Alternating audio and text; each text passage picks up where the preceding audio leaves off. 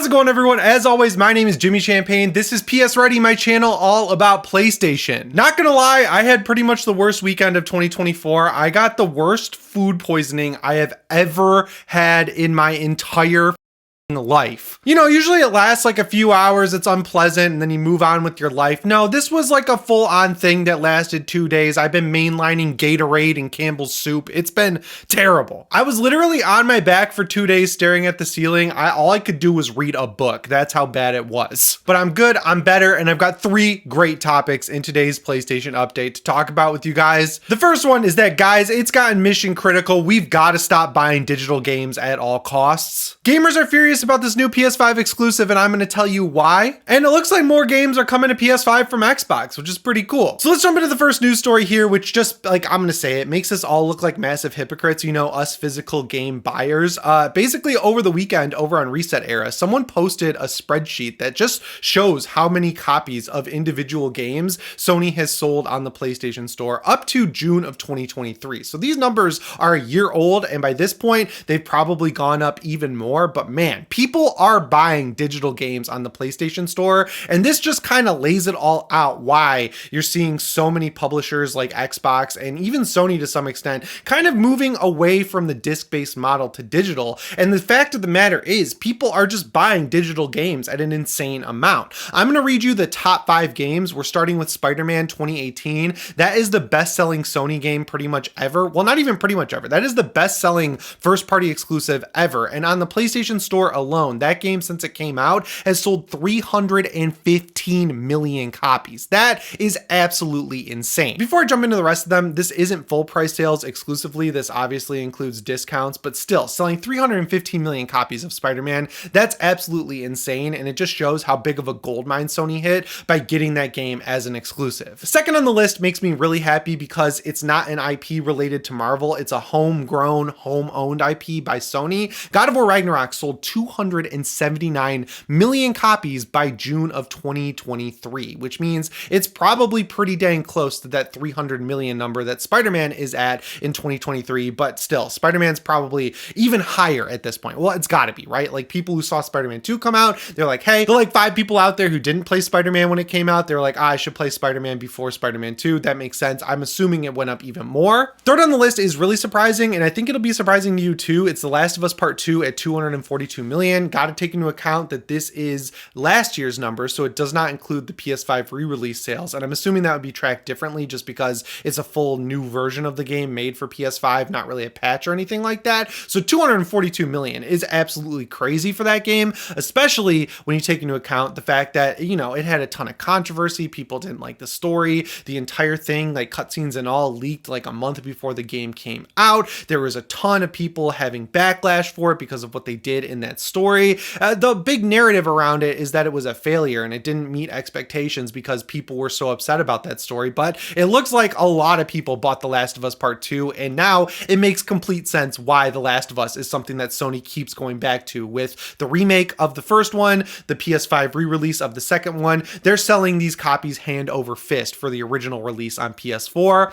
The fourth game is even more surprising to me. That's Spider-Man Miles Morales. It's a little surprising just because when you look at physical sales, the game didn't look like it sold all that well. Like, it sold well just on paper, but compared to Spider-Man 2018, it looked like there was a huge drop-off. Definitely not the case, because on the PlayStation Store alone, this game sold 231 million copies. Of course, this was a launch title for the PS5. It was also available on PS4. It's been on sale multiple times. It was the only way to get Spider-Man Remastered for a very long time. Even with those caveats, 231 million sales is crazy. And then finally, at just over 200 million copies, we have God of War, which again is crazy because this game does not have a native PS5 version. That's all PS4 sales or sales of the PS4 game, including PS5 users. Still, 200 million sales. That's really good. And it totally squashes what we've been hearing for months now, that like console sales are stagnating, that no one is really buying games, that growth needs to be found in subscription services or on other platforms. The PS user base is active. They are willing to spend money, and they are buying first party games. And it really just kind of lays bare that if you have have quality exclusives that you want to release on your store, people will show up for quality games. They might not always pay full price, but still, selling even at a discount this many copies of a game, there's no way it's not going to turn a profit. And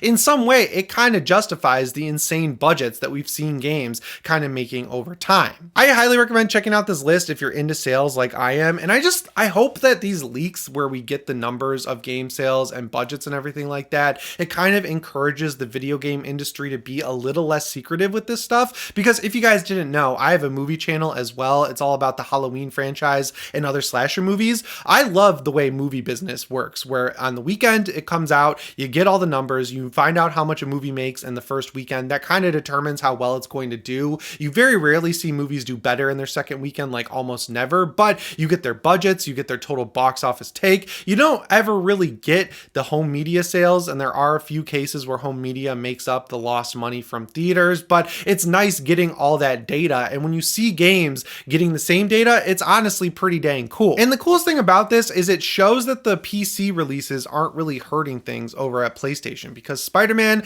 that was eventually released on PC, God of War was released on PC, Spider-Man Miles Morales was on PC. All of these games are in the top 5 best-selling games on the PlayStation Store, so releasing them on these other platforms doesn't seem to have hurt people buying them on the PlayStation market, which is great because we want the PlayStation to survive and thrive. And if they're making more money on these games, that's what's going to keep them surviving and thriving on the current PlayStation market. But what this really says is that despite all of us who are saying buy physical games, go out to the store, figure out any way to get them, people just like buying games digitally. It makes a lot of sense, right? Like I talked about it. The reason for a few months I was buying games digitally is because here in Michigan, it got pretty hard to find games physically for a while. I used to order them on Amazon and they would show up the first day, no questions asked. Sometimes you would even get them a little bit early. Something definitely changed during the PS5 generation where games just stopped showing up on time from Amazon. So I would do Best Buy. I would pre-order games there, and it was a total crapshoot. If you didn't show up early enough to pick up your pre-order, a lot of times the Best Buy store you pre-ordered from wouldn't get enough copies to actually fulfill all the pre-orders. You'd have to wait 2 to 3 days for the next shipment, and that got frustrating.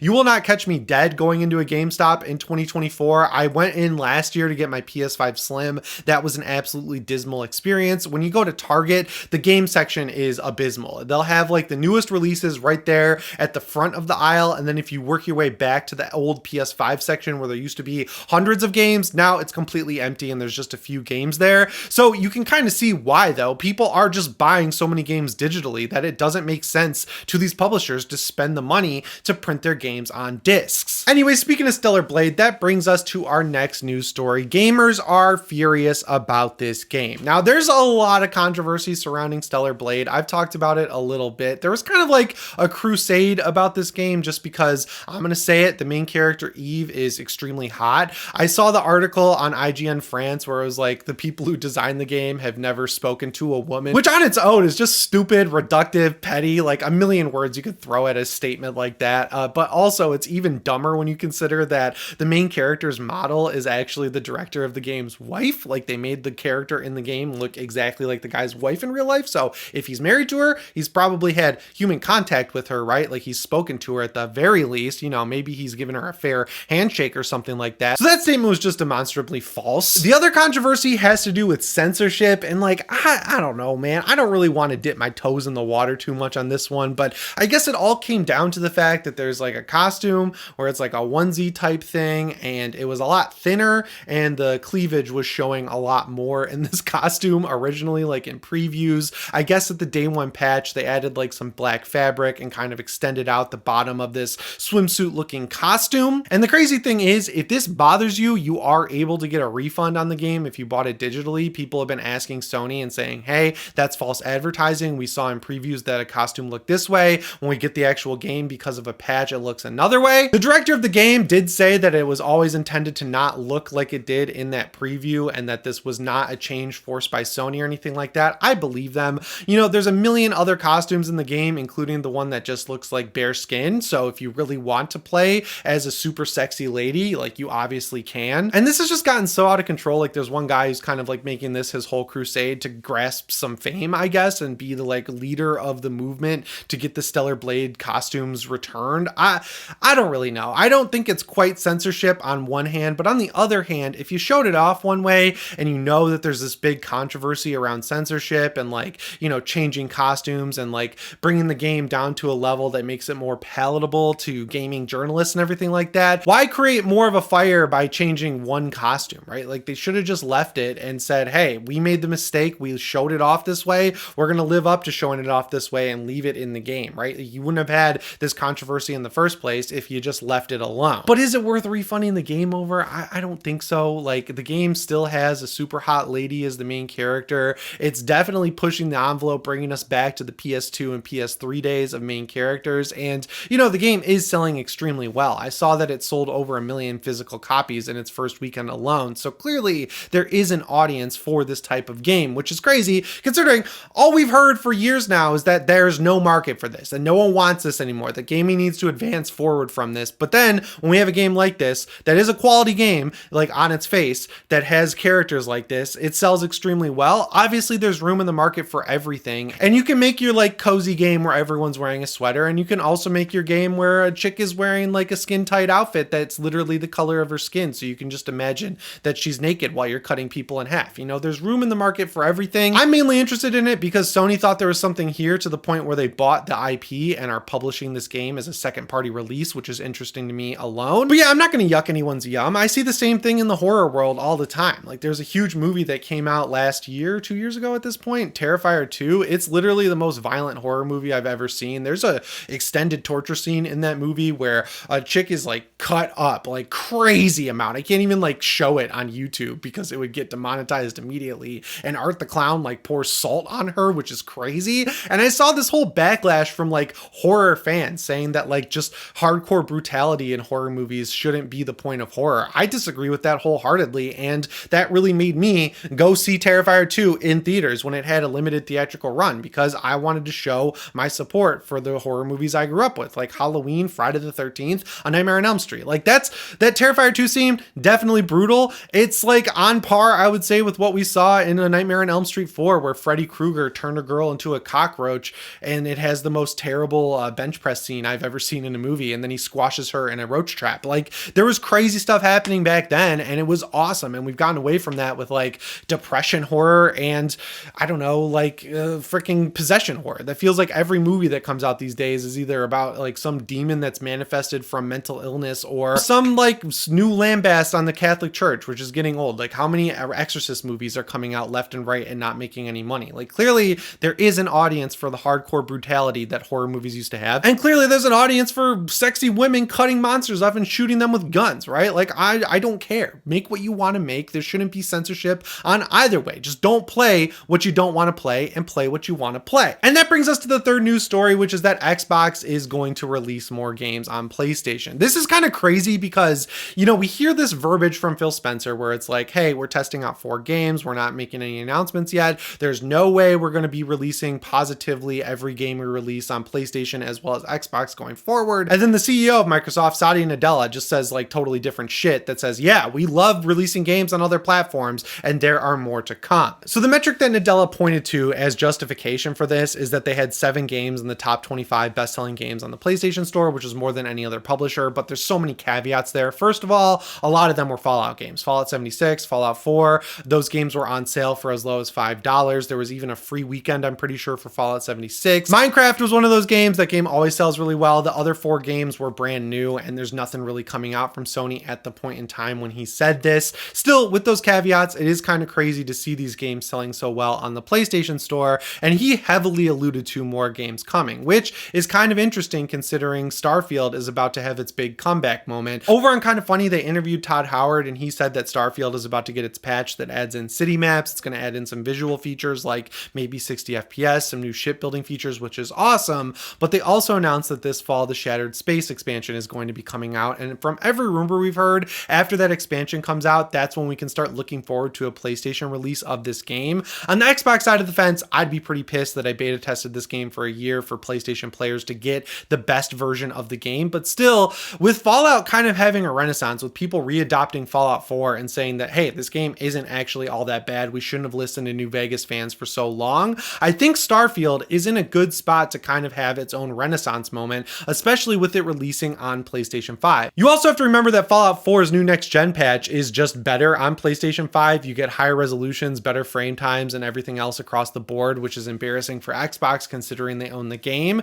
So if you're going to get the best experience out of Starfield, if you're playing it on the PlayStation 5, I could see this game actually doing quite well, especially if you look into the numbers related to Sea of Thieves, Pentiment, Hi-Fi Rush, and Grounded. All of those games are doing pretty well on the PlayStation Store with their brand new releases. And yes, I think this strategy is going to work out well for Microsoft, but going back to that first news story, as I've been saying for months now, Sony doesn't need to release their games on Xbox. They're selling extremely well on PlayStation. They're selling extremely well on PC. Spending the extra money to capture 20% of the total audience of gamers, it just doesn't really make a lot of sense. And all it does is really solidify the fact that buying a PlayStation 5 is the best console choice you can make in 2024. And if they are going to release games like Starfield, are going to release games like Indiana Jones, maybe the next Halo, Halo Infinite, Halo the Master Chief Collection, Gears of War 6, the list goes on and on and on. The more games they release, the better you can feel owning a PlayStation, because you can literally play everything. And with the biggest audience being on the PlayStation 5 at this point, you're going to see that in perpetuity going into the future. Anyway, guys, that's all I've got for you today. Make sure you let me know what you think down in the comments below. Remember to subscribe and set your notifications to all if you haven't already. As always, my name is Jimmy Champagne. I'll see you in the next one. Thanks for watching, and shape on.